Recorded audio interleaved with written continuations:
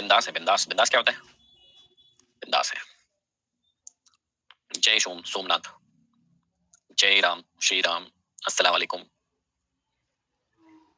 क्या क्वेश्चन है भरत? जय श्री राम,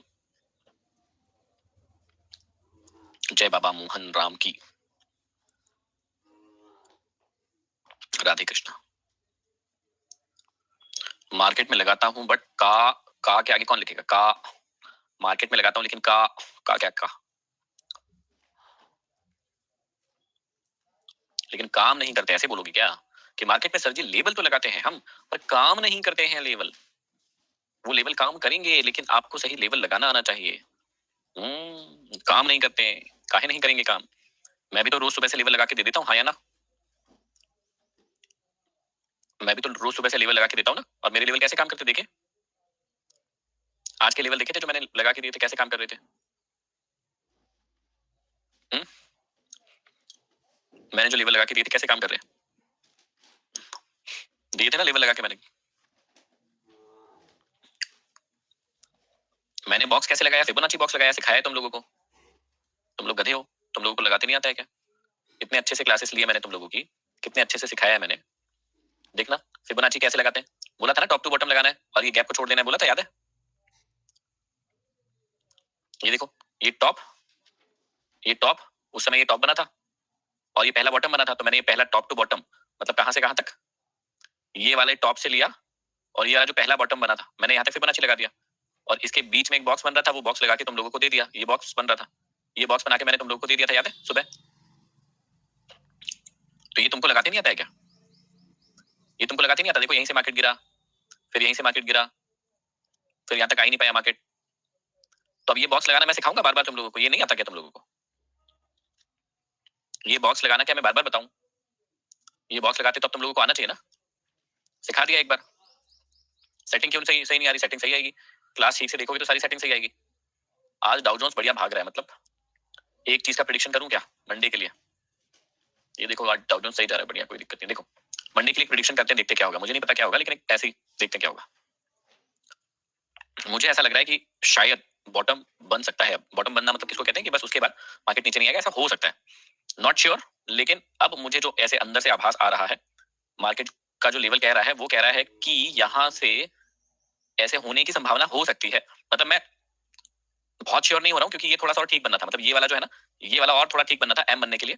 लेकिन यदि बन भी गया तो मुझे कोई बहुत बड़ा आश्चर्य नहीं होगा। ये आज इसने रिकवरी ली है, तो यदि ऐसे कुछ होता है तो मुझे कोई बहुत बड़ा डाउट नहीं होगा, हो सकता है, ऐसा मुझे लगता है। अब देखते हैं मंडे को क्या होता है।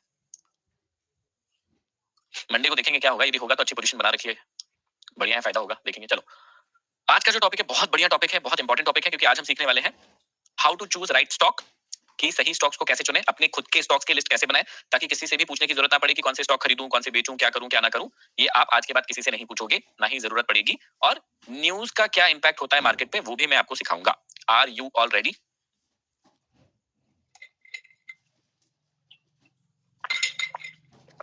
सिखाते हैं आज क्या न्यूज का क्या फर्क पड़ता है, क्या होता है, सिखाता हूं मैं आपको, ठीक है? तो आज हम सीखने वाले how to choose right stock, क्या तरीका होगा। चलिए सबसे पहले क्या करना है आप लोगों को, करिए अपनी कॉपी निकालिए और उसमें ऐसी दो लाइन ऐसे खींचिए। पहले तो खींच लिए, सभी लोग खींचो बढ़िया से,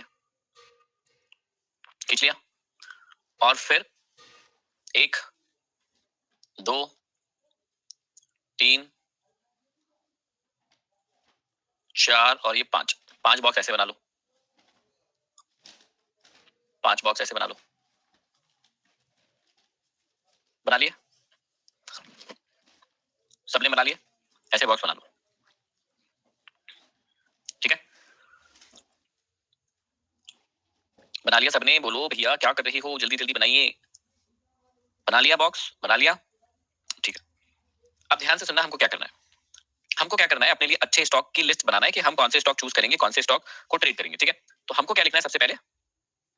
सेक्टर। अब मैं बताऊंगा भी ये सेक्टर क्या होते हैं, पहले लिख लो, सेक्टर लिख लो ऊपर, सबसे पहले लिख लो सेक्टर, ठीक है? अब आपको मुझे एक प्रश्न का जवाब देना है, देखते हैं कौन लोग दे पाते हैं। जैसे मान लो आप घर के मुखिया हो, ठीक है? आप हो घर के मुखिया। आप कौन हो? घर के मुखिया और आपको घर चलाना है, आपको चलाना है घर। तो घर चलाने के लिए अब आप मुखिया हो, मान लो देश के मतलब भारत के मुखिया हो, देश के मुखिया हो, और आपको ये भारत देश है, आपका घर, इसको चलाना है। तो कौन कौन से सेक्टर ऐसे होंगे, सेक्टर सेक्टर मतलब क्या होता है, कौन कौन से ग्रुप, ठीक है, जो आपके लिए बहुत महत्वपूर्ण होंगे कि यार ये वाला सेक्टर बहुत महत्वपूर्ण है, ये वाला सेक्टर बहुत महत्वपूर्ण है, ये वाला सेक्टर बहुत महत्वपूर्ण। तो आपको क्या लगता है सबसे महत्वपूर्ण कौन सा सेक्टर है जो देश को चलाएगा? ऐसे कौन कौन से सेक्टर है जो आपको लगता है बहुत महत्वपूर्ण है, जो देश को चलाता है, देश को आगे बढ़ाता है, देश की ग्रोथ को आगे बढ़ाता है? क्या क्या है ऐसे? तो किसी बच्चे ने लिखा फाइनेंस, किसी ने लिखा ऑटो, किसी ने लिखा बैंक, किसी ने लिखा एफएमसीजी, किसी ने लिखा आईटी, है ना, अलग अलग बता रहे हो आप लोग, ठीक है। तो ये जो आप बता रहे हो वो बिल्कुल सही है। कुछ लोग सेक्टर का बेसिक नाम लिख रहे हैं, कुछ सेक्टर का ही नाम लिख रहे हैं, अच्छी बात है, बढ़िया है। तो अब मैं बता दूं, क्योंकि ये आप लोग तुक्का लगा रहे हो, लेकिन एक्चुअल में सच्चाई क्या है और किसका सबसे ज्यादा रोल रहता है वो आपको पता होना चाहिए ना।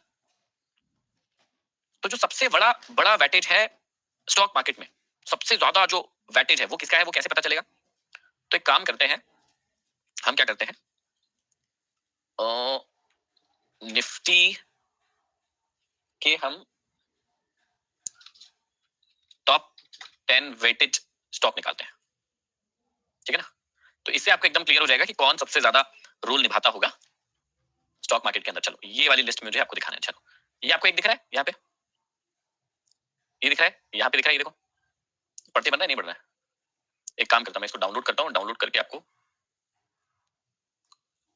अब खोलता हूँ तो आपको शायद अच्छे से दिखेगा। इसको हम जूम कर लेते हैं, जूम जूम जूम, जूम बराबर zoom, zoom zoom zoom, zoom बराबर जूम। देखो यहाँ पे दिख रहा है, अब दिख रहे होंगे आपको। देखो सबसे ज्यादा किसका वेटेज है, सबसे ज्यादा 34% वेटेज किसका है? देखो अपनी कॉपी में लिख भी लो, ये सबसे ज्यादा वेटेज किसका है बताइए। लिखा है फाइनेंशियल सर्विस, क्या लिखा हुआ है? तो लिख लो अपनी कॉपी में और उसका परसेंट भी लिख लो, 34% है फाइनेंस। सबसे ज्यादा कौन है? फाइनेंस। फाइनेंस में क्या क्या रहेगा? प्राइवेट बैंक, गवर्नमेंट बैंक मतलब पीएसयू बैंक, इसके अलावा जितनी भी लोन फाइनेंस करती है वो वाली सारी कंपनीज, है ना। उसके अलग अलग सेक्टर हो सकते हैं, लेकिन सारे फाइनेंशियल में ही आएंगे। तो फाइनेंशियल कितना है लिख लिया, 34%। चलो दूसरा देखो कौन है, इंफॉर्मेशन टेक्नोलॉजी मतलब कौन? आईटी। दूसरा कौन है? इंफॉर्मेशन टेक्नोलॉजी मतलब आईटी। नहीं उसमें नहीं लिखना बेटा, ये जो भी बनवाया उसमें नहीं लिखना, उसमें नहीं लिखना, ये तो अलग से लिखो। ये तो मैं अलग से लिस्ट, ये अलग है वो अलग है, ये तो ऐसे ही लिख लो भी। तीसरा कौन है? अच्छा इसका कितना परसेंट है? 14% लिख लो। तीसरा कौन है इसमें? ऑयल गैस और कंज्यूमेबल फ्यूल्स, इसका 10%। फिर FMCG, fast moving consumer goods, FMCG कितना है? 8%। फिर कौन है? ऑटोमोबाइल मतलब ऑटो सेक्टर, कितना है? 7.37%। फिर कौन है? हेल्थ केयर मतलब फार्मा, कितना है? 4%। और फिर और भी बहुत सारे हैं, और भी बहुत सारे, फिर टेलीकॉम है, कंस्ट्रक्शन है, मेटल है, पावर है, कंज्यूमर ड्यूरेबल है, कंस्ट्रक्शन है, बहुत सारे हैं, ठीक है। लेकिन सबसे ज्यादा पावरफुल 5 कौन कौन से हैं? सबसे ज्यादा पावरफुल 5 या 6 कौन कौन से, ये हमको पता चल गया, ठीक है। और उसमें भी सबसे ज्यादा पावरफुल कौन है? ये दो। तो अब मैं एक काम करता हूँ, इसको डिलीट करता हूँ और सीधा यहीं पे आते हैं। तो अब हम लिस्ट बनाते हैं सबसे ज्यादा पावरफुल कौन है। तो कौन है भैया? अब आपको सबको पता चल गया होगा सबसे ज्यादा पावरफुल कौन है। बैंक। सबसे ज्यादा वेटेज किसका है? सबसे ज्यादा स्टॉक अच्छे कौन से हैं? बैंकिंग सेक्टर सबसे ज्यादा पावरफुल, है ना, जो इंडिया की इकोनॉमी को चलाता है, जिसका सबसे ज्यादा वेटेज है स्टॉक मार्केट में भी, बैंक है वो। सेकंड कौन है? सेकंड है आईटी। आईटी मतलब कौन होता है? इंफॉर्मेशन टेक्नोलॉजी, ठीक है। उसके बाद ऑयल गैस था, लेकिन हम उसको नहीं ले रहे एक सेकंड के लिए, हम उसके बाद ले रहे ऑटो था। ऑटो, ऑटो मतलब सारी कार बाइक की कंपनी। उसके बाद क्या था? एफएमसीजी, है ना। उसके बाद था एफएमसीजी और उसके बाद था फार्मा, ठीक है, फार्मा। चलो अब एक तो तरीका ये हो सकता है कि मैं पूछूं भैया आपको कौन सा स्टॉक अच्छा लगता है, कौन सा ऊपर जाएगा भैया, कौन सा नीचे जाएगा भैया, क्या करूं, कौन सा स्टॉक खरीदूं, फलाना ढिमकाना, ये वो बहुत सारी बातें हो सकती है, उसको छोड़ो। दूसरी बात क्या हो सकती है, हम खुद के स्टॉक की लिस्ट खुद बनाए कि कौन से अच्छे स्टॉक हैं और कब वो बॉटम बना रहे हैं। बॉटम बना रहे हैं मतलब नीचे आ रहे हैं, कब वो स्टॉक नीचे आ रहे हैं अच्छी पोजीशन पर। जब भी वो स्टॉक अच्छी पोजीशन पर नीचे आए तो हम उसे खरीदें, ऊपर जाए प्रॉफिट हो तो बेचें, या लंबे समय के लिए होल्ड करना है तो होल्ड करें। ओके ठीक है। चलो ये चंदू, चमनप्रास, प्रकाश, प्रशांत, एफएमसीजी और एफएमसीजी बोल रहा हूं, फार्मा का एफ क्यों लिख रहे हो? और क्या मेरे को सिखाना चाह रहे हो कि फार्मा का सर एफ लिखो? क्या चाह रहे हो तुम? हाँ क्या चाह रहे हो तुम? एफ लिख रहे हो, फिर लिख रहे हो एफ ए, एफ पता नहीं, F H A R M A, pharma ऐसे लिखते हैं क्या बेटा? चलो तो सबसे पहले आते हैं अपन बैंक के अंदर, ठीक है। अब स्टॉक मार्केट में अभी की कंडीशन ऐसी चल रही है कि 5-6 हजार कंपनी लिस्टेड होंगी। कितने हजार कंपनी होगी स्टॉक मार्केट के अंदर? यदि आप देखने जाओगे तो 5 से 6 हजार कंपनी लिस्ट हो चुकी हैं। इतनी कंपनी है खरीदने के लिए, तो क्या आप हर कंपनी को खरीद सकते हो? क्या इतना पैसा है आपके पास? हर कंपनी का एक शेयर खरीद लोगे क्या? हर कंपनी के शेयर तो नहीं खरीद सकते। कितना खरीद सकते हो? चलो बताओ।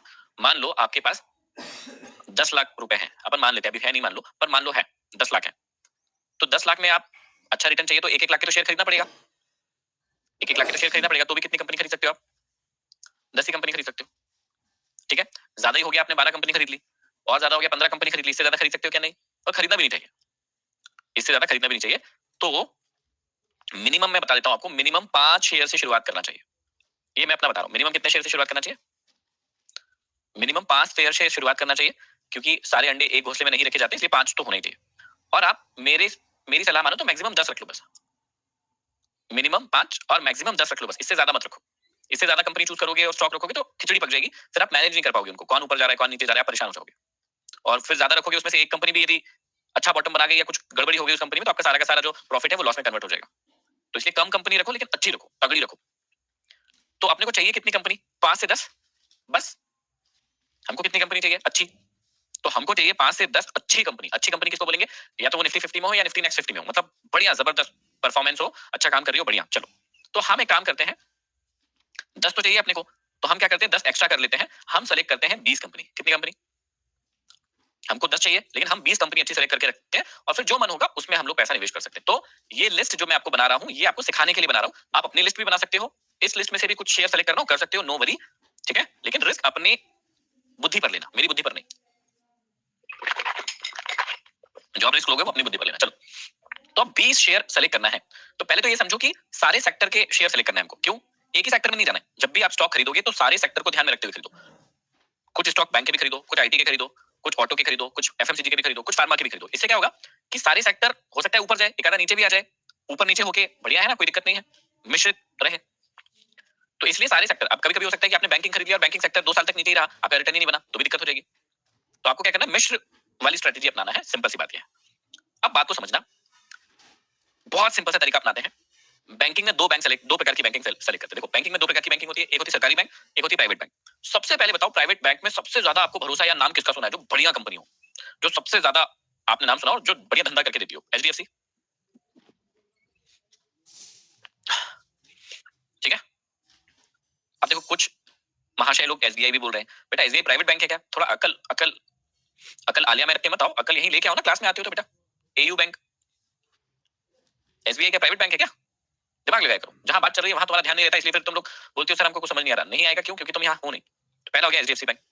दूसरा, एचडीएफसी के नीचे तुमको कौन सा लगता है जो सबसे बढ़िया बैंक होगा, सबसे बढ़िया होगा? तो दो नाम आ रहे हैं टक्कर में, एक आईसीआईसीआई और एक एक्सिस बैंक। तो अपन लिख लेते हैं आईसीआईसीआई लिख लेते हैं। तुम एक्सिस भी लिख सकते हो, तुम्हारी लिस्ट है, तुम एक्सिस भी लिख सकते हो, कोई दिक्कत वाली बात नहीं है। ये दो हो गई प्राइवेट बैंक। क्या इन दोनों बैंकों की पास्ट हिस्ट्री जो है वो अच्छी है, बढ़िया है, कोई दिक्कत तो नहीं है? इन दोनों बैंक्स की प्राइवेट पास्ट की जो हिस्ट्री है वो बढ़िया है, कोई दिक्कत तो नहीं है? अच्छा धंधा करती है, मार्केट में भी अच्छा नाम है, सबने सुना है, खूब सारी ब्रांचेस है, बढ़िया है, कोई दिक्कत नहीं है। ठीक है, अब बता दो सरकारी दो बैंक बता दो जो सबसे बढ़िया हो। चलो, एक तो बता दिया आपने एसबीआई, ठीक है, एसबीआई लिख देते हैं। और बता दो एक आधी। BOB, bank of Baroda. ठीक है, बीओबी, बैंक ऑफ बड़ौदा, ये लो भैया। अब आप अपने अकॉर्डिंग कैनरा भी लिख सकते हो, आपको पीएनबी अच्छी लगती है वो लिख सकते हो, यूनियन बैंक अच्छी लगती है वो लिख सकते हो, आपका जो मन वो लिख सकते हो। यहाँ पे हमने 4 स्टॉक की एक लिस्ट बना ली। अब इन चारों स्टॉक में से कोई भी छोटी कंपनी है क्या, धोखा देने वाली कंपनी है क्या, फ्रॉड कंपनी है क्या?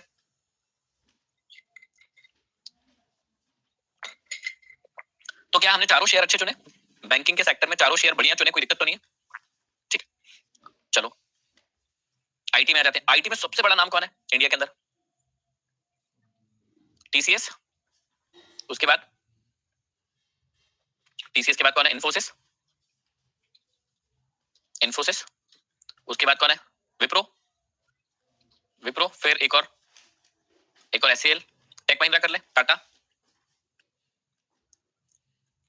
टीसीएस, इन्फोसिस, विप्रो और टेक महिंद्रा भी तो बढ़िया है। टेक महिंद्रा कर ले, टेक महिंद्रा कर लेते, ठीक है, टेक महिंद्रा भी बढ़िया। ये 4 कंपनी किसकी होगी? आईटी सेक्टर की, जो बेस्ट ऑफ द बेस्ट है, बढ़िया, मतलब इंडिया इनके बिना आगे बढ़ ही नहीं पाएगा। ये चारों ही कंपनी है जो सबसे शानदार कंपनी है। ठीक है, ऑटो में बता दो भैया सबसे बड़ा नाम कौन है? ऑटो में दोनों एक एक दोनों चुन लेते हैं, एक कार में चुन लेते हैं, एक बाइक में चुन लेते हैं, दो दो। तो बाइक में चुन लेते हैं पहले अपन क्या, टीवीएस और हीरो, ये दो हो गई बाइक की। अब टाटा, टाटा और एक और बोलो, टाटा और मारुति तो महंगा हो जाएगा, तो बजाज कर ले, नहीं बजाज नहीं, महिंद्रा कर ले, महिंद्रा कर लेते हैं, महिंद्रा कर लेते हैं, ठीक है। तो दो इसमें हो गई बाइक की, ये टीवीएस बाइक की कंपनी है, हीरो भी बाइक की कंपनी है, टाटा मोटर्स कार की होगी और महिंद्रा भी कार की होगी। अब आप अपने अकॉर्डिंग चेंज भी कर सकते हो, आपको अशोक लीलैंड लिखना है और कुछ लिखना है आप लिख सकते हो, कोई दिक्कत वाली बात नहीं है, ठीक है। चलो अब खाने पीने के सामान पे आ जाए, एफएमसीजी मतलब जो वस्तुएं हम लोग रोज यूज करते हैं, इसमें सबसे बड़ी कौन है, टीसीएस, और टीसीएस बोल रहा हूं, आईटीसी, सबको पता होगा, ठीक है। उसके बाद डाबर, सबको पता होगा। इसके बाद हिंदुस्तान लीवर, हिंदुस्तान लीवर सबको पता होगा। और क्या लिखे, हल्दीराम, पतंजलि, और कोई बढ़िया कंपनी बता दो। आईटीसी, डाबर, हिंदुस्तान लीवर और कोई बढ़िया कंपनी बताओ, ये क्या है। ब्रिटानिया अच्छी है ना, हाँ ब्रिटानिया बढ़िया कंपनी है, ठीक है। चार कंपनी हो गई, बढ़िया नाम सुना है सबका, आईटीसी का नाम सबने सुना है, डाबर, हिंदुस्तान लीवर, ब्रिटानिया सबने सुना है, बढ़िया, नो प्रॉब्लम। चलो फार्मा में आ जाओ, क्या क्या सुना है आपने। फार्मा में क्या सुना है, सन फार्मा, ठीक है, सन हो गया, और मैनकाइंड, मैनकाइंड बढ़िया है, और लुपिन बढ़िया है, और सिप्ला बहुत अच्छी है, ये होगी चार। चलो भैया, कितने स्टॉक की लिस्ट बन चुकी है, कितने स्टॉक की लिस्ट बन चुकी है, 20 स्टॉक की लिस्ट बन गई, ठीक है। अब यदि मान लो एक एक स्टॉक के अंदर आपने मरी से मरी हालत में भी, यदि 20 शेयर है, यदि एक स्टॉक में मरी से मरी हालत में भी आपने 20,000 रुपए निवेश किया, तो कितने रुपए होना चाहिए आपको 20 शेयर में पैसे लगाने के लिए, पता है आपको, 4 लाख रुपए होना चाहिए आपके पास। मतलब 4 लाख की व्यवस्था तो कर दी मैंने, यदि आपके पास 4 लाख है तो आपको 20 शेयर अच्छे चुनवा दिया मैंने, कोई दिक्कत है। लेकिन 20 से अच्छा है कि आप 10 ही चुनो, 10 ही चुनो, मतलब 20,000 की जगह 40-40 हजार लगा लेना भाई, 10 ही चुनो लेकिन 40-40 हजार लगाओ, लेकिन अच्छे शेयर में लगाओ, ठीक है। अब एक मेरा प्यारा बच्चा पूछा है कि अगर हम कोई और चुने तो, इसको जवाब दे दो यार, ऐसे बच्चे मेरे को पता नहीं तुम्हारी उम्र क्या है, अनुज किसने पूछा, अरुण तुम्हारी उम्र नहीं पता बेटा मेरे को, लेकिन मेरे को बड़ी दया आती है। अब अरुण पूछ रहा है कि सर हम कोई और शेयर चूज करें तो, क्या बोला भैया मैंने, क्या माथा वाथा कोई पत्थर वत्थर ले आओ यार, कोई पत्थर वत्थर ले आओ, एक बड़ा अच्छा, देखो दो मेरे माथे में, फोड़ दो मेरा माथा। कहाँ ध्यान कहाँ रहता है तुम लोगों का यार, क्लास में रहता है कहीं और, इधर उधर कोई बैठी रहती है, आपकी शादी वादी होगी क्या, नई नई शादी हुई है क्या, हाँ, जो आपकी घरवाली बैठी रहती है और आप उसको जी क्लास कब तक होगी जी, मैं आपके लिए बैठी हूँ जी, ऐसा चल रहा है क्या तुम्हारा घर पे, हाँ? ध्यान दिया करो ना, अभी क्या बोला मैंने, ये मेरी लिस्ट है, ये तो मैं सिखाने के लिए बता रहा हूं, आप अपने शेयर चूज कर सकते हो और करोगे ही, ये तो मैंने ऐसी एक लिस्ट बना दी सिखाने के लिए, आपको मेरी लिस्ट से कोई मतलब नहीं होना चाहिए, आप अपने शेयर देखो कि आपको कौन से चूज करना है, पसंद करना है, ये तो सिर्फ एग्जांपल है बच्चा, आप अपने हिसाब से देखो ना, आपको कौन सी टॉप कंपनी लगती है, बड़ी कंपनी लगती है, अच्छी कंपनी लगती है, आई बात समझ में। तो ये सबसे आसान तरीका है 20 अच्छी कंपनी चूज करने का। क्या आपको बात समझ में आई, शेयर कैसे चूज किए जाते हैं, समझ में आया, ये सबसे आसान तरीका है शेयर चूज करने का। अब किसी बच्चे को इंट्राडे के अंदर शेयर को ट्रेड करना है तो इन्हीं शेयर्स को ट्रेड भी कर लो, किसी बच्चे का मन हो रहा है कि सर इंट्राडे के अंदर हमको कोई शेयर ट्रेड करना है, इन्हीं को कर लो, कोई दिक्कत नहीं है, आई बात समझ में, सिंपल है। यदि आपको इंट्राडे के अंदर कोई शेयर ट्रेड करना है तो इन्हीं को ट्रेड कर लेना, कोई टेंशन नहीं है, बढ़िया अच्छे स्टॉक है, वॉल्यूम भी अच्छा रहता है, ऊपर नीचे भी अच्छे होते हैं, ठीक है।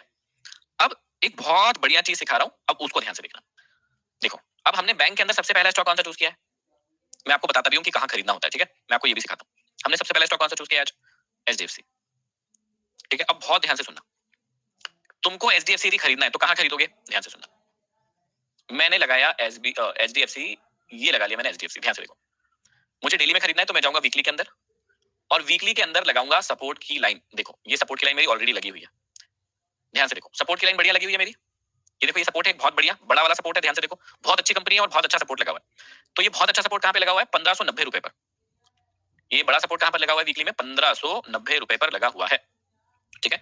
और अभी शेयर कहां पर है, 1636 रुपए पर अभी ये शेयर है, ठीक है, कितना रुपए कम है अब, मात्र 46 रुपए, नीचे और आ गया तो बस अपने लेवल पे आ जाएगा, 46 रुपीज और नीचे आए तो अपने लेवल पर आ जाएगा। अब हम जाते हैं डेली में और स्थिति देखते हैं क्या है, ठीक है, स्थिति तो ठीक दिख रही है, बस यहाँ से रिवर्स नहीं होना चाहिए, यदि यहीं से मार्केट रिवर्स हो गया तो यहीं से ऊपर भी जा सकता है, तो अब इसमें दो प्रकार के ट्रेडर होते हैं।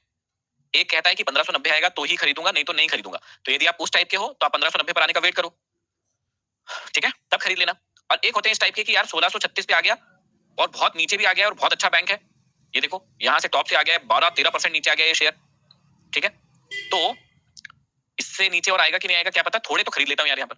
तो मान लो उसको 1 लाख का माल खरीदना था, तो उसने यहाँ पे क्या किया, 20-30 हजार का तो खरीद लिया। उसने बोला यार मैं एक काम करता हूँ 30 हजार का तो यहाँ पे खरीद लेता हूँ, बाकी 70 हजार नीचे का आएगा तो और खरीद लूंगा। तो कुछ स्ट्रेटेजी इस प्रकार से भी बनाते हैं जो एवरेज कर लेते हैं। यस, अब आपको देखना है कि आपको किसमें सहूलियत मिल रही है। आपको एक साथ खरीदना है तो यहाँ पर खरीद सकते हैं पूरे 1 लाख का माल, क्योंकि ये अच्छा लेवल है। बाकी यदि आप चाहते हैं कि मैं एवरेज कर लूंगा यार कोई दिक्कत नहीं, 30 हजार का माल यहाँ खरीद लेता हूँ, और नीचे आएगा और खरीद लूंगा, और नीचे आएगा और खरीद लूंगा, और इसके नीचे भी चला गया तो कोई दिक्कत नहीं यार मैं और खरीद लूंगा। तो आप दोनों ही प्रकार की स्ट्रेटेजी का यूज कर सकते हैं। लेकिन कहाँ नहीं खरीदना है, मैं आपको वो ज्ञान पट्टी पहले दे देता हूँ। कई बच्चे मूर्ख होते हैं जो सीखते नहीं है और गधेपन में यहाँ खरीदते हैं। यहाँ खरीदेंगे, वो कहाँ खरीदते हैं जब ये ब्रेकआउट होता है, यहाँ खरीदने जाएंगे। कई बच्चों ने तो यहाँ भी खरीदा होगा, तभी तो ये हरी लाइन क्यों बन रही, क्योंकि यहीं खरीदा होगा उन्होंने। अब जिन्होंने यहाँ खरीदा होगा, उनको तो दिन रात अब नींद नहीं आ रही होगी। जिन्होंने यहाँ खरीद लिया होगा शेयर को, उनको तो दिन रात अब नींद नहीं आ रही होगी। क्यों? क्योंकि भाई कैसे नींद आएगी, 12.5% उनका शेयर नीचे आ चुका है और अब कब ऊपर जाएगा क्या पता। इसलिए हमको एक बात तो आज बहुत अच्छे से समझ लेना है कि जब भी शेयर की खरीदारी करना है तो कहां खरीदना है, बॉटम में। ये बात तो हमको बहुत अच्छे से समझ लेना है। और बॉटम में भी कितनी स्ट्रेटेजी हो सकती है खरीदने की, दो। पहला तो कि मेरे अच्छे भाव पर आएगा तभी खरीदूंगा और होल्ड करूंगा, और दूसरी स्ट्रेटेजी कि ठीक है नीचे आ रहा है थोड़ा थोड़ा खरीदते जाता हूँ, यहाँ 10 हजार का 20 हजार का खरीद लिया, फिर यहाँ 10-20 हजार का खरीद लिया, फिर यहाँ 10-20 हजार का खरीद लिया। तो अभी एचडीएफसी खरीदने वाली लाइन के पास आ रहा है, समझ में आ रही है, एचडीएफसी खरीदने वाली लाइन पे आ रहा है, यस, और अच्छा बैंक है, यस। चलो अगला शेयर कौन सा है, देखो आईसीआईसीआई। तो आईसीआईसीआई दिखाता हूँ कहां पर है। आईसीआईसीआई का जो लेवल है वीकली देखते हैं पहले। आईसीआईसीआई का एक वीकली सपोर्ट ये है जहां पर अभी ऑलमोस्ट खड़ा हुआ है, और एक और अच्छा ये वाला है, ठीक है। लेकिन ये बैंक बहुत स्ट्रांग है तो हो सकता है इससे नीचे ना आए, और ये ऑलमोस्ट उसका जो पुराना वाला सपोर्ट था वहीं पर खड़ा हुआ है। तो बस वही वाली स्ट्रेटेजी अपना सकता है कोई व्यक्ति, क्या कि आईसीआईसीआई बैंक को एक यहाँ खरीद लेता हूँ और नीचे आया तो एक बार यहाँ खरीद लूंगा, और नहीं तो यहीं से ऊपर चले जाएगा तो कोई दिक्कत नहीं है, ठीक है। ओके, समझ में आया। अब देखते हैं एसबीआई बैंक को। एसबीआई बैंक कहाँ आया, ओके, ये भी आ गया पिछले वाले सपोर्ट पे, ये देखो यही था सपोर्ट, यही पर था सपोर्ट, और देखो यहीं से ऊपर भी चला गया, यही सपोर्ट लेके 2-3%, 5, अच्छा ऑलमोस्ट 6% ऊपर भी चला गया ये शेयर। देखो एसबीआई आया था, किसी को खरीदना होता तो यहाँ आया था, और 13-14% ऊपर जाएगा, ठीक है। तो एसबीआई भी अच्छा बैंक है। अब यदि ये नीचे आएगा तो मैं भी खरीदूंगा, अभी मैंने खरीदा नहीं एसबीआई। तो यदि ये और नीचे आता है तो क्या करेगा, ये ऐसे आएगा, ऊपर गया, थोड़ा नीचे आएगा, ये फिर ऊपर जाएगा। तो अब की बार थोड़ा नीचे आएगा तो मैं खरीद लूंगा, कोई दिक्कत वाली बात नहीं है, ठीक है। तो क्या आपको समझ में आया कि ये छोड़ दो कि कहाँ खरीदना है, ये समझ में आ गया ना कि कहाँ नहीं खरीदना है, ये तो समझ में आ गया ना आपको। भाई ये समझ में आया कि नहीं आया उससे कोई फर्क नहीं पड़ता कि कहाँ खरीदना है। इतना समझ लो कि यहाँ तो खरीदना नहीं है, ये तो बहुत गंदी जगह है, उससे बच गए तो आपका सारा काम परफेक्ट हो जाएगा। बस उतनी बात को आप समझ लेना कि कहाँ नहीं खरीदना, ठीक है। चलो, तो ये पहली चीज मैंने आपको सिखा दी आज कि स्टॉक कैसे अच्छे चुनते हैं और कहां पर खरीदना है, कहां पर नहीं खरीदना है।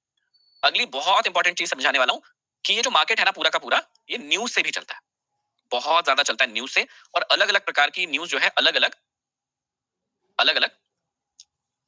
देखो, एक एक चीज, अब तुम लोग है ना बहुत ही छोटे किस्म की बात कर देते हो, बहुत छोटे किस्म की बात कर लेते हो। कौन सी वाली, जैसे राजीव कह रहा है कि सर बीओबी यूबीआई का लेवल भी डिस्कस करेंगे क्या सर। मैं कोई लेवल आपको बताता नहीं हूं कभी भी, ना ही मैं, मेरी पहले दिन से ही मेरी आपसे रिक्वेस्ट है, ना मुझसे लेवल पूछो, ना मेरे को बोलो कि लेवल बताओ, और ना ही मैं आपको कोई लेवल दे रहा हूं कि यहाँ खरीद लो यहाँ खरीद लो। अपने दिमाग से ये बात निकाल देना आप लोग। मैं आपको कोई लेवल देता ही नहीं हूं कि यहाँ खरीद लो यहाँ बेच दो, वो मेरा काम ही नहीं है। मैंने कोई लेवल दिया क्या मैंने अभी आपको कि यहाँ खरीद लेना यहाँ खरीद लेना यहाँ बेच देना, ऐसा कुछ बताया क्या मैंने आपको? नहीं बताया, और ना ही बताऊंगा कभी। भाई इतनी क्लास ले रहे हो, इतना पैसा आपने खर्चा किया है क्लास लेने पर, इतना मैं अच्छे से सिखा रहा हूं आपको, तो वो कब काम में आएगा? वो अब आपकी जिम्मेदारी है ना, आप उसको सीखो।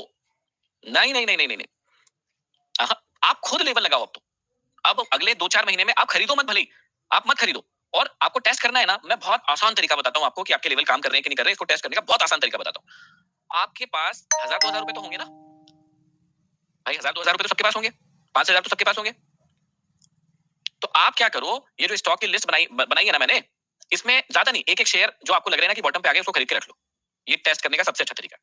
आप कुछ मत करो, जो भी स्टॉक आपको अच्छे लग रहे हैं कि यार ये बॉटम बना दिया, जैसे सर ने सिखाया, ये बॉटम बनाया, ये बॉटम बनाया, जो भी बॉटम बनाया, एक एक शेयर लेके उसको होल्ड कर लो और उसको टेस्ट कर लो। भाई अगले 2-4 महीने में उसको टेस्ट कर लो कि ये कितने परसेंट रिटर्न दिया। आप कभी भी रुपए में रिटर्न मत देखो, आप देखो परसेंट में रिटर्न। कैसे परसेंट में रिटर्न देखो, देखो मैं बताता हूँ। मैं जब भी रिटर्न देखता हूं तो आपको बोलता हूं कि परसेंट इतना परसेंट इतना परसेंट। क्यों बोलता हूं परसेंट परसेंट? क्यों बोलता हूं मैं बताता हूं। देखो मैं इसलिए बोलता हूं परसेंट परसेंट रिटर्न। देखो यहां से अभी एसबीआई ने बॉटम से टॉप ऑलमोस्ट 5.5-6% का रिटर्न दे दिया। मैं इसलिए बोलता हूं परसेंट परसेंट क्योंकि जिसमें दम होगा 10,000 लगाने का। 10,000 का 6% कितना होता है बोलो? 10,000 का 6% कितना होता है बोलो? बोलो 10,000 का 6% कितना होता है? 600 रुपए। तो जिसमें दम होगा 10,000 लगाने का वो 600 रुपए कमा लेता। जिसमें दम होगा 1 लाख लगाने का, जिसमें दम होगा 1 लाख लगाने का वो कितना कमा लेता? यही सेम जगह पे वो कितना कमा लेगा? वो 6,000 कमा लेता। अब जिसमें दम होगा 10 लाख लगाने का वो कितना कमा लेगा? भाई वो 60,000 कमा लेता। सेम जगह है, सेम लेवल है, सेम स्टॉक है। खेल है कि कैपिटल कितनी है आपके पास। बात ये मैटर करती है, इसलिए मैं बार-बार चिल्लाते रहता हूं परसेंट का खेल है, परसेंट का खेल है, परसेंट का खेल है। दम होना चाहिए आपकी कैपिटल में। 10,000 है तो 600 रुपए कमा लोगे। 1 लाख है तो 6,000 कमा लोगे। 10 लाख है तो 60,000 कमा लोगे। कैपिटल इंपॉर्टेंट है। मार्केट तो जाएगा, आपको सीखना है कितना परसेंट मिल रहा है। That is very important and that only I want to teach you. वही मुझे आपको सिखाना है। आप परसेंट का खेल समझ गए ना जिस दिन, बल्ले बल्ले हो जाएगी आपकी। ठीक है, चलो। अब मैं आपको, अच्छा मैं कभी कभी आप पे गुस्सा कर जाता हूं तो वो गुस्सा नहीं है, वो मेरा प्यार रहता है। वो आपको समझ में आता है ना? मैं हंस भी देता हूं उसके बाद में। ये मेरी प्रेम करने का तरीका है आप लोगों के साथ में। ठीक है, जब मैं फिजिकल क्लासेस लिया करता था, मतलब मैं एक्चुअल में मैं लेता था कंपटीशन एग्जाम की क्लासेस। मतलब मैं बैंक, रेलवे, एसएससी, पीएससी की तैयारी भी करवाता था। तो वहां पर तो बच्चे आमने सामने बैठे होते थे, तो बड़ा मजा आता था। तो कई बच्चों को मेरा मजाक समझ में नहीं आता था कि सर मजाक भी करते हैं, इस पे क्या क्या। तो थोड़ा सीरियस होकर मजाक कर देता था, आंख चौड़ी भी कर लेता था। तो उनको डर लगता था, अरे सर ने डरा दिया, चमका दिया। ठीक है, चलो। तो अब आपको समझना है कि मार्केट न्यूज का इंपैक्ट भी होता है और बहुत बड़ा इंपैक्ट होता है, और उसके कारण बहुत सारी चीजें ऊपर नीचे हो सकती है। तो आपको हमेशा थोड़ा थोड़ा न्यूज को भी ट्रैक करते रहना चाहिए। तो अभी मैं बताने वाला हूं कि कौन सी ऐसी न्यूज है जो हर साल आएगी ही, बहुत इंपॉर्टेंट न्यूज जो आती ही है और जिसका ध्यान आपको देना ही है। ठीक है, चलो लिखो सबसे पहले। यस, सबसे पहले हर साल आता है बजट, जो अभी आने वाला है। तो सबसे पहले तो चलो बजट ही लिख लो। सबसे पहले तो बजट न्यूज जो होता है, सबसे पहले लिख लो बजट न्यूज। सेकंड लिख लो यस इलेक्शन न्यूज। ठीक है, बहुत इंपॉर्टेंट न्यूज होता है। थर्ड लिख लो आरबीआई मीटिंग। आरबीआई की मीटिंग होती है टाइम टू टाइम, इसको भी आपको ट्रैक करना पड़ता है। आरबीआई की मीटिंग की न्यूज, वो भी ट्रैक करना पड़ेगा आपको। चौथा लिख लो फेड। फेड मतलब अमेरिका की जो आरबीआई है, अमेरिका की रिजर्व बैंक जो है उसकी, उसको बोलते हैं फेड।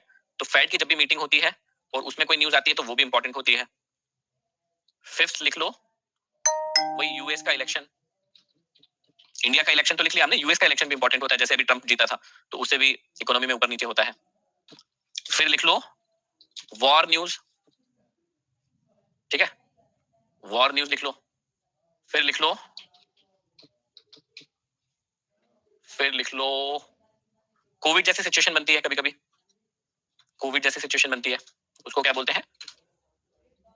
पेंडेमिक, है ना? पेंडेमिक न्यूज होती है। इसके बाद लिख लो और क्या होता है बताओ। देखो इंडिया का बजट हो गया, इंडिया का इलेक्शन हो गया, आरबीआई की मीटिंग हो गई, फेड की न्यूज हो गई, यूएस का इलेक्शन हो गया, वॉर न्यूज हो गई। इलेक्शन का रिजल्ट है ये, ठीक है। इलेक्शन का रिजल्ट वाले दिन गड़बड़ होता है, तो इलेक्शन रिजल्ट लिख लेना, इलेक्शन का रिजल्ट लिख लेना। हाँ, पैंडेमिक में नेचुरल डिजास्टर उसी को अपन ने मान लिया, ठीक है। हाँ, उसके बाद सबसे इंपॉर्टेंट लिखो, इसके बाद लिखो शेयर, शेयर न्यूज, और उसमें स्लैश में लिख लेना शेयर रिजल्ट, कि शेयर का रिजल्ट जब आएगा तब भी वो बहुत ऊपर नीचे होते हैं शेयर, ठीक है। स्टॉक का न्यूज या शेयर न्यूज, है ना, तब भी वो बहुत ऊपर नीचे होंगे। और बताओ, और कुछ याद आ रहा है क्या? ऑलमोस्ट अपन ने सारे लिख लिए हैं, ठीक है। हाँ हाँ, न्यूज भी देखना पड़ेगा अपने। हाँ, क्वार्टरली रिजल्ट वही शेयर न्यूज या रिजल्ट में वही आ गया। जो शेयर न्यूज अपन ने लिखी ना, उसमें उसका क्वार्टरली जो रिजल्ट आया है वो भी अपन ने लिख दिया, ठीक है। डिविडेंड आएगा वो सब शेयर न्यूज में आ गया, डिविडेंड या उसका जो रिजल्ट आएगा वो सब उसमें आ गया। अच्छा एक बात अब ध्यान से सुनना, मेरी बहुत ध्यान से सुनना। ये जो शेयर की लिस्ट बनाई है ना अपन ने, ध्यान से सुनना, ये जो शेयर की लिस्ट बनाई है, तो इन सारे शेयर्स के क्वार्टरली, हाफ ईयरली, हाँ ऑडिट जब होता है तो इनके रिजल्ट आते हैं। तो मान लो मैंने एचडीएफसी बैंक खरीद के रखा है और एचडीएफसी बैंक टॉप पे चला गया है, मैंने प्रॉफिट बुक नहीं किया है और उसका रिजल्ट आने वाला है क्वार्टरली या ईयरली, कोई भी रिजल्ट आने वाला है, तो आपको जो शेयर आपके पास है उसकी न्यूज से बहुत इंपैक्ट पड़ेगा उस पर। कैसे इंपैक्ट पड़ता है मैं दिखाता हूँ अभी, लेकिन ये लिख लिया आपने, ये 8 चीजें लिख लिया आपने कि न्यूज, इन न्यूज को ट्रैक करना पड़ेगा आपको, लिख लिया। इनमें से कोई भी न्यूज आती है तो मार्केट पे असर पड़ सकता है, इसलिए आप इन न्यूज पे जरा फोकस करके ही रखना, ठीक है, ठीक है। चलो अब मैं आपको थोड़ा सा बताता हूं कि कैसे असर पड़ता है। देखो रिलायंस दिखाता हूं आपको, ये देखो यहाँ पे रिलायंस में क्या हुआ था, देखो ध्यान से, यहाँ पे रिलायंस देखो टॉप कर रहा था, रिलायंस देखो क्या कर रहा था, टॉप कर रहा था, नीचे से गया था डब्ल्यू पैटर्न बनाते हुए, higher high higher low, higher high higher low. अब देखो लोग बहुत एक्साइटेड थे, एक बहुत बड़ा लेवल टूटा था, ये वाला लेवल टूटा था, बहुत इंपॉर्टेंट ब्रेकआउट हुआ था, उसके बाद ऊपर गया था यहाँ तक, है ना, ऑल टाइम हाई था, सेकंड टाइम ऐसा हुआ था, ऑल टाइम हाई लगाया था। अब हुआ क्या, अब ये जो हरी हरी कैंडल दिख रही है, इनमें लोगों ने खरीदारी की होगी जबरदस्त लेवल पे, देखो इसीलिए तो इतनी बड़ी बड़ी हरी कैंडल बन रही है, यहाँ पर दिख रहा है, इतनी बड़ी बड़ी हरी कैंडल बनी होगी तो लोगों ने खरीदारी की होगी, यस खरीदारी की होगी। लेकिन ध्यान से सोचो, देखो और सोचो कि इस दिन भी लोगों ने खरीदारी की होगी, लेकिन उसके अगले ही दिन धड़ाम धड़ाम धड़ाम 13%, 3 दिन में 13% मार्केट नीचे आ गया था एसबीआई। देखो कितना बड़ा गैप डाउन खुला, और क्यों खुला, क्योंकि एसबीआई का रिजल्ट अच्छा आ गया था। अब आप बोलोगे हैं सर एसबीआई का रिजल्ट अच्छा आया और ये तो गैप डाउन खुल गया, रिलायंस का रिजल्ट अच्छा आया और ये तो गैप डाउन खुला, तो ये तो सर कोई बात जमी नहीं आपकी। तो भैया ऐसा होता है मार्केट में, कई बार ऐसा होता है कि अच्छी न्यूज आती है और जब मार्केट टॉप कर रहा होता है तो गैप डाउन भी खुल जाता है, मतलब फिर मार्केट नए बॉटम बनाने लगता है। और कभी कभी ऐसा भी होगा कि बुरी न्यूज आएगी और वो स्टॉक चल पड़ेगा, है ना, good news bad price action, yes ठीक है। तो ऐसा क्यों होता है, क्योंकि लोगों का मानना यह रहता है कि अब जितना भी अच्छा होना था हो ही गया, अब क्या ही अच्छा होगा इसलिए बेचो। और बुरी न्यूज में ऐसा होता है कि लोग सोच लेते हैं कि यार अब इस शेयर के साथ जितना बुरा होना था हो ही गया, अब क्या ही बुरा होगा, चलो इसको खरीदो। तो आपको उससे बहुत ज्यादा फर्क नहीं पड़ना चाहिए, आपको तो ये देखना है कि यदि आप होते, आप समझदार वाले बच्चे, तो कहां खरीदते, रिलायंस को यहाँ खरीदते क्या, बस आपको इतनी चीज समझना है। क्या आप समझदार वाले बच्चे होते तो रिलायंस को यहाँ खरीदते क्या, नहीं, आप तो रिलायंस को यहाँ कहीं खरीदते। तो जब यहाँ खरीदते और रिलायंस यहाँ तक चले जाता तो क्या बैठे रहते, क्या तो क्या बैठे रहते, नहीं। कितने का प्रॉफिट हो रहा था भैया, यहाँ से यहाँ तक हो रहा था 23% का, तो बुक कर लेते प्रॉफिट, काम खत्म। दिख रहा है यहाँ पे रेजिस्टेंस है, गिर सकता है ना, यहाँ पे दिख रहा है हमको कि ये रेजिस्टेंस है भैया, यहाँ से गिर सकता है, ये देखो रेजिस्टेंस है, तो ये रेजिस्टेंस है तो गिर सकता है, गिरेगा तो बेच दो, ऐसा। अच्छा कल मैंने रिलायंस के बारे में कुछ बात की थी कि मैंने रिलायंस खरीद के रखा है और ये वाला लेवल है, कल लेवल बताया था आपको रिलायंस का, याद है कल वाली क्लास में मैंने बताया था कि यहाँ से टूट सकता है ऊपर, 2 बार 3 बार टकरा गया, देखो आज क्या हुआ, यही वाला लेवल बताया था। और मैंने बोला था मैंने यहाँ पर खरीद के रखा है, मैंने बोला था यहाँ पे खरीद के रखा है और यहाँ से तोड़ सकता है, और तोड़ने का पहला टारगेट भी बताया था कि पहला टारगेट ये है, देखो बताया था सब। तो फिर से वही बात कह रहा हूँ कि अब ऑलमोस्ट यही होता है ना कि एक दिन पहले ही मैं आपको हर चीज बता देता हूँ, हर बार यही हो रहा है ना कि एक दिन पहले ही मैं आपको हर चीज बता देता हूँ कि देखो ऐसा हो सकता है, ये हो सकता है, वो हो सकता है, और हो जाता है। और मैं आपको कहता हूँ कि जैसे मैं लेवल भी लगा के देता हूँ कि सुबह सुबह जब हम टेलीग्राम पे मैं लेवल लगा के दे देता हूँ कि ये सपोर्ट हो सकता है, रेजिस्टेंस हो जाता है, तो वो ऑलमोस्ट काम करते हैं सारे सपोर्ट रेजिस्टेंस। तो ऐसा नहीं है कि कोई मैं कोई अलग चीज सीख गया हूँ या कुछ और जो तुमको सिखा रहा हूँ उससे कोई और स्पेशल चीज आती है मुझे, कुछ भी नहीं है, कुछ भी नहीं है। वही सपोर्ट है, वही रेजिस्टेंस है, वही देखने का तरीका है, बस अब नजरिया अलग अलग है। मुझे 2-3 साल का एक्सपीरियंस है, तुम्हें वो 2-3 साल का एक्सपीरियंस नहीं है। तुमको मेरे लेवल तक आने में हो सकता है 1-2 साल 3 साल लगे, तो लगने दो ना, क्या बात होगी भाई, कॉलेज में भी तो 2-3 साल दिया, वहां कुछ तो उखाड़ नहीं पाए, तो हो सकता है यहाँ 2-3 साल देके कुछ उखाड़ ही ले, आगे बात समझ में, वहां भी तो 2-3 साल दिए हमने, कुछ उखाड़ तो नहीं पाए, वही सीसी प्रोजेक्ट ये वो जमा किए, एग्जाम ही दिए और कुछ उखाड़ तो नहीं पाए ना, जीवन में कुछ सीखा तो नहीं हमने, कुछ बने तो नहीं हम। तो यहाँ हो सकता है कुछ बन जाए, तो दे दो ना 2-3 साल, क्या दिक्कत है, लेवल लगाना सीख जाओ अच्छे से, ठीक है। अच्छा भरत का एक क्वेश्चन है कि सर न्यूज देखना है तो ऐसी न्यूज कहां देखें, रिजल्ट कहां देखें, तो इसके लिए एक वेबसाइट होती है जिसको बोलते हैं मनी कंट्रोल, लिख लो मनी कंट्रोल। अब इस मनी कंट्रोल में आप FII डेटा लिखोगे तो वो आ जाएगा, मनी कंट्रोल रिजल्ट लिखोगे तो जितने भी कंपनी के भी रिजल्ट आने वाले हैं वो सारा का सारा डेट के साथ आ जाएगा। देखो ये देखो कौन कौन सी कंपनी का रिजल्ट आने वाला है किस तारीख को, देखो ये आ गया 17 तारीख आज थी ना, ये देखो ये विप्रो का रिजल्ट आया तो कुछ गड़बड़ आया होगा इसलिए स्टॉक गिर गया, विप्रो का रिजल्ट आया है आज तो कुछ गड़बड़ आया होगा, देखो इसलिए विप्रो कितना गिर गया 2.19%। और किसका आया, जियो फाइनेंस का भी आया शायद, और यहाँ पे तारीख भी है कि किस तारीख को किस किस का रिजल्ट आएगा। देखो 18 तारीख को किस किस का आ रहा है, आरबीएल, नेटवेल, चेन्नई, इसका 17 को किस किस का आया आज, विप्रो, एसबीआई लाइफ इंश्योरेंस, जियो फाइनेंशियल, इंडियन होटल्स, तो इनका रिजल्ट भी देखा करो, अच्छा रिजल्ट आएगा तो ये स्टॉक ऊपर जा सकते हैं, बॉटम पर होंगे तो, है ना। तो ये बहुत बढ़िया वेबसाइट है, इसको रोज आप चेक कर सकते हो न्यूज के लिए, और इसमें आपको सारी की सारी न्यूज पता चल जाएगी।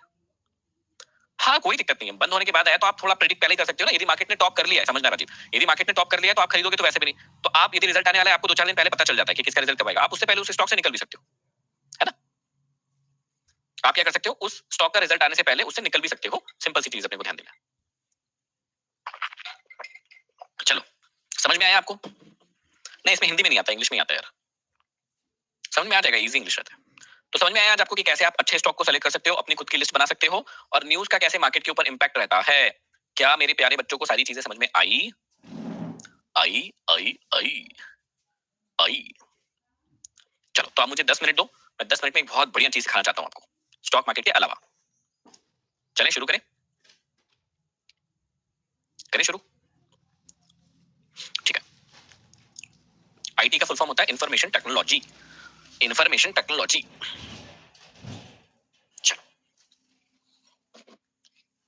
समझना, आज का जो टॉपिक है वो है आपका माइंडसेट।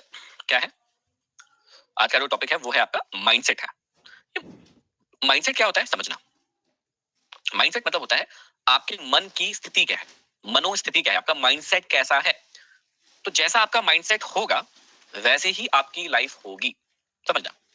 जैसा आपका माइंडसेट होगा, अभी जैसा आपका माइंडसेट होगा वैसे ही आपकी लाइफ होगी, वैसा ही आपका फ्यूचर होगा। अब दो प्रकार के माइंडसेट होते हैं, मेनली दो प्रकार के माइंडसेट होते हैं। एक होता है ग्रोथ माइंडसेट। ग्रोथ माइंडसेट मतलब क्या होता है वो बताता हूं।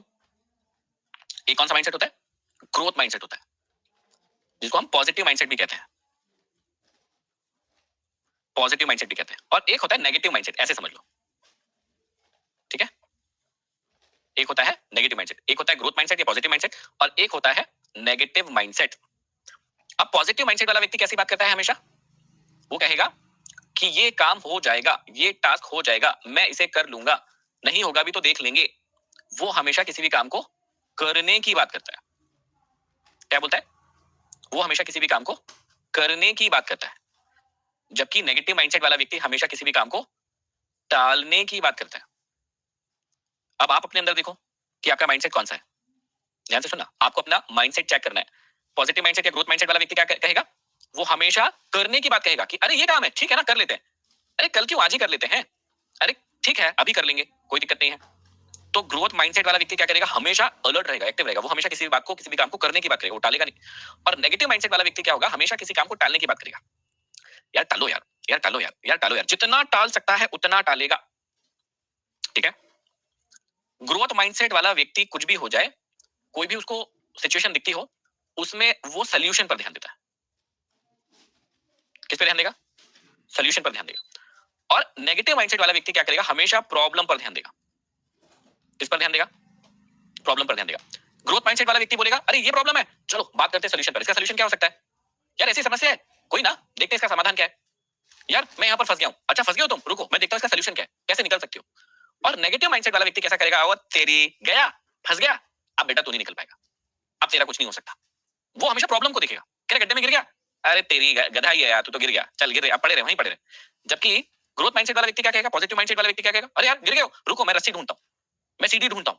वो हमेशा प्रॉब्लम के सोल्यूशन की बात करेगा, वो हमेशा देखेगा कि इसका सोल्यूशन क्या हो सकता है, इस स्थिति से बाहर कैसे निकल सकते हैं, वो हमेशा ये देखेगा। जबकि नेगेटिव माइंडसेट का व्यक्ति क्या कहेगा, बस वो प्रॉब्लम के बारे में बात करेगा, वो हमेशा ये बोलेगा अरे यार बहुत समस्या है जीवन में, कुछ नहीं हो रहा, आगे नहीं बढ़ पा रहा हूं मैं, कुछ कर ही नहीं पा रहा हूं मैं, कैसे होगा मुझसे, ये तो बहुत समस्या वाली चीज है यार, वो ऐसा करेगा, ठीक है। और ये व्यक्ति हमेशा सोल्यूशन की बात करेगा, अरे यार कोई ना यार, देखो निकालते हैं इसका सोल्यूशन। तो आप अपने आप में देखो कि आप सोल्यूशन ओरिएंटेड व्यक्ति हो या प्रॉब्लम ओरिएंटेड व्यक्ति हो।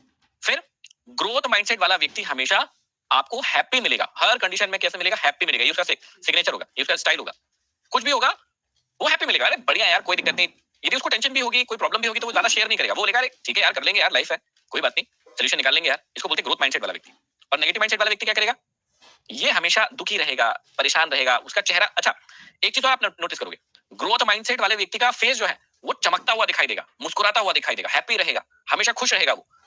और नेगेटिव माइंडसेट वाले व्यक्ति का दिमाग, आप फेस देखना हमेशा, वो मतलब वो नॉर्मल भी रहेगा ना तो वो ऐसे ही दिखाई देगा, मतलब उसका चेहरा ही वैसे बन जाता है। ये सत्य बात है कि यदि आप पॉजिटिव माइंडसेट के व्यक्ति हुए ना, आपका चेहरा दमकता हुआ, खिलता हुआ, मुस्कुराता हुआ दिखाई देगा।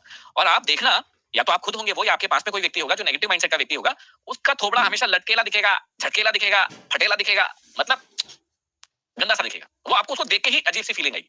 और जब भी पॉजिटिव माइंडसेट वाला व्यक्ति नेगेटिव माइंडसेट वाले व्यक्ति से मिलेगा ना, वो देखते ही कह देगा कि यार इसकी वाइब मुझसे मैच नहीं करेगी, ये व्यक्ति मेरे लायक नहीं है, ये भैया थकेला व्यक्ति है, ये अपने साथ तो नहीं रह सकता, और ये दोनों एक साथ रह भी नहीं सकते। ये भी समझना कि पॉजिटिव माइंडसेट वाला व्यक्ति कभी भी नेगेटिव वाले के साथ रह ही नहीं सकता। क्यों नहीं रह सकता, क्योंकि दोनों की बात नहीं मिलेगी। आई बात समझ में, दोनों ऐसे अपने जो थॉट है, जो बातें हैं दोनों की, वो आपस में मिल ही नहीं सकती। तो पॉजिटिव माइंडसेट वाला व्यक्ति क्या करेगा, हमेशा हैप्पी रहेगा, और ये वाला कैसा रहेगा, हमेशा सैड रहेगा। तो आप अपने अंदर खोजने की कोशिश कीजिए, कोई बड़ी बात नहीं है माइंडसेट को चेंज करना, माइंडसेट चेंज हो सकता है, थोड़ा समय लगता है, थोड़ा सा आपको अपने ऊपर विशेष ध्यान रखना पड़ता है।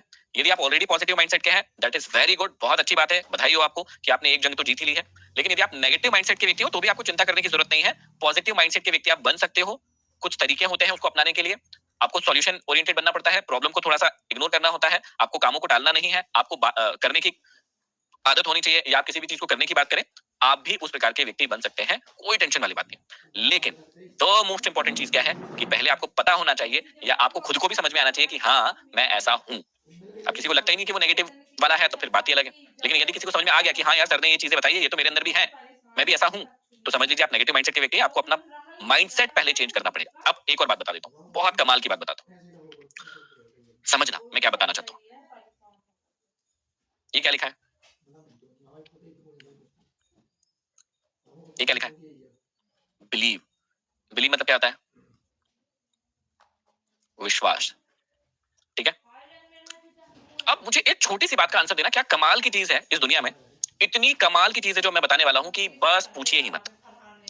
मुझे एक बात बताइएगा, मैं आपको कहूं कि अगले 1 साल में आपको 10 करोड़ रुपए कमाने हैं, ठीक है। तो इस 10 करोड़ रुपए को कमाने के लिए सबसे पहले आपको अपने ऊपर क्या होना चाहिए, सबसे पहले आपको अपने ऊपर क्या होना चाहिए। अब 1 सेकंड लगाइए और आंखें बंद करके अपने आप से पूछिए कि क्या बिना अपने ऊपर विश्वास किए मैं 10 करोड़ कमाने की बात कर भी सकता हूं क्या? बिना अपने ऊपर विश्वास किए मैं 10 करोड़ कमाने की बात कर भी सकता हूं क्या? कॉन्फिडेंस अलग हो गया बेटा राजीव, कॉन्फिडेंस अलग चीज है, confidence is different thing. Confidence अलग है, बिलीव अलग है। बिलीव करना बहुत अलग चीज है, कॉन्फिडेंस तो बाद में आएगा, पहले तो विश्वास करना पड़ेगा अपने ऊपर। कुछ बात समझ में आई? बिलीव अलग चीज है, कॉन्फिडेंस अलग चीज है। कॉन्फिडेंस साहस है, वो अलग है, वो बाद में आएगा, लेकिन पहले तो अपने ऊपर विश्वास करना पड़ेगा ना। पहले तो अपने ऊपर विश्वास करना पड़ेगा, उस बात पर विश्वास करना पड़ेगा। क्या करना पड़ेगा? उस बात पर जो आप करना चाहते हैं, जो बनना चाहते हैं, उस पर विश्वास करना पड़ेगा कि हाँ। अच्छा, आप सोच कर देखिए कितनी कमाल की चीज है कि यदि आपको विश्वास ही ना हो तो क्या कभी आप इस अमाउंट को जीवन में कभी अचीव कर सकते हैं? पूरे जीवन में भी कभी अचीव कर सकते हैं क्या?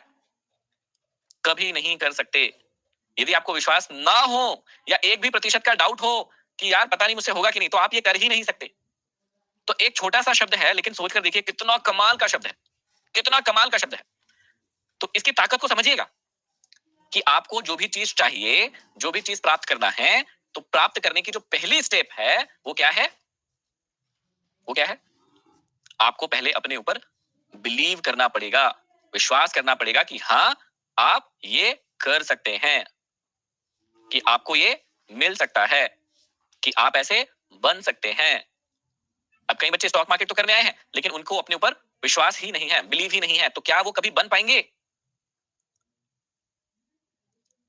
क्या वो कभी बन पाएंगे? कभी नहीं बन पाएंगे। कई लोग इसमें ऐसे होंगे जो बस ऐसी क्लास करने आगे कि यार चलो करके देखते हैं, हो सकता है शायद कुछ हो जाए। तो ऐसे बच्चों का कुछ होगा क्या? ऐसे बच्चों का कुछ होगा नहीं, कभी नहीं हो सकता। ऐसे बच्चों का कभी कुछ नहीं हो सकता। और कैसे बच्चों का कुछ होगा? कैसे बच्चों का कुछ होगा? जिन्होंने बिलीव करके आए होंगे कि नहीं यार दूसरे लोग भी तो कर रहे हैं, चलो मैं भी सीखता हूं या मैं भी सीखती हूं, मैं भी करूंगा या करूंगी, होगा। ऐसे बच्चों का होगा। तो आज क्या सीखा? पहली चीज सीखी कि हमारे माइंडसेट को हमें देखना है कि वो पॉजिटिव माइंडसेट है, ग्रोथ माइंडसेट है, या फिर एक नेगेटिव माइंडसेट है। तो हमको यदि नेगेटिव माइंडसेट है तो हमको उसको पॉजिटिव माइंडसेट या ग्रोथ माइंडसेट में चेंज करना है। पहली चीज हमने ये सीखी। दूसरी चीज ये हमने सीखी कि बिना विश्वास के इस पृथ्वी पर कुछ भी नहीं पाया जा सकता। तो पहले हमें विश्वास करना सीखना पड़ेगा, और विश्वास 90% नहीं, 99% नहीं, 101 का नियम मैंने सिखाया था आपको, वो नियम याद रखना पड़ेगा। 101% विश्वास करना पड़ेगा, तब वो चीज आपको मिलेगी। फिर एक और बात बताता हूँ, ये विश्वास कहां से आना चाहिए। एक होती है बॉडी, और बॉडी में लगा होता है ये खांचा जिसको आप बोलते हैं मुंह। एक आप विश्वास दिखाते हो यहां से किसी और को, ठीक है। एक विश्वास दिखाते हो इस मुंह से किसी और को, हाँ हाँ अरे बहुत कॉन्फिडेंस है मुझ में, बहुत बिलीव है, मुझको अपने ऊपर विश्वास है, पर अंदर दुख दुख हो रही है, अंदर पता है कि नहीं कर पाऊंगा। तो सच्चा कौन है? बाहर वाला कि अंदर वाला? ये मुंह वाला कि अंदर वाला? अंदर वाला इधर वाला? सच्चा कौन होता है? इंटरनल, अंदर वाला। आपको किसी और को भरोसा दिलाने से कोई मतलब ही नहीं है, किसी और को भरोसा दिलाने से कोई मतलब नहीं है। आपको अंदर वाले को तैयार करना पड़ेगा। जब तक आपका अंदर वाला जो है वो जब तक नहीं बोल देता, और वो आपको किसी से झूठ बोलने की जरूरत नहीं है, वो तो अंदर वाला आपको पता है वो सच बोल रहा है कि झूठ बोल रहा है, उसको उसको विश्वास हो रहा है कि नहीं हो रहा है, वो तो खुद ही जानता है। तो जिस दिन वो बोलने लगेगा कि हाँ you are ready, you can do it, चलो करो, विश्वास है तुझे, आप कर दोगे। और मुझे ये इतना इतना सब कुछ कैसे पता है? क्योंकि मैंने 12th क्लास तक ही पढ़ाई की है, और 12th क्लास के बाद मैंने पढ़ाई छोड़ दी थी।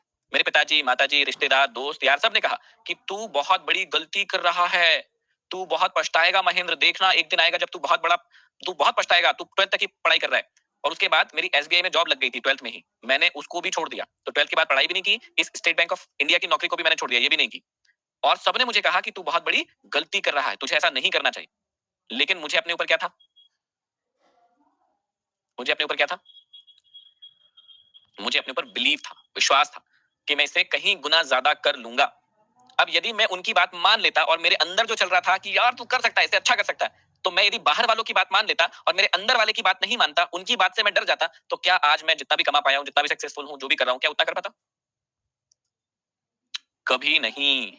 मैं एक बहुत बड़े ट्रैप में फंस जाता। वो जो नौकरी वाला चक्कर होता है ना, सर्कल, 1-1.5 लाख रुपए महीने वाला सर्कल, उसमें फंस जाता। बस 1-1.5 लाख रुपए महीना कमा पाता और कुछ नहीं कर पाता, बस। So ask yourself, you believe it or not, you believe in yourself or not, and then go ahead. Thank you very much. I hope ये जो क्लास के लास्ट वाले लेसन है, ये भी आपको पसंद आते होंगे और इनसे आपके जीवन में बहुत बड़ा बड़ा चेंजेस आ सकता है। ठीक है, चलो, thank you very much. Good night, take care, bye bye. मिलते हैं कल सेम टाइम, सीखेंगे कुछ नया। Good night, good night, good night.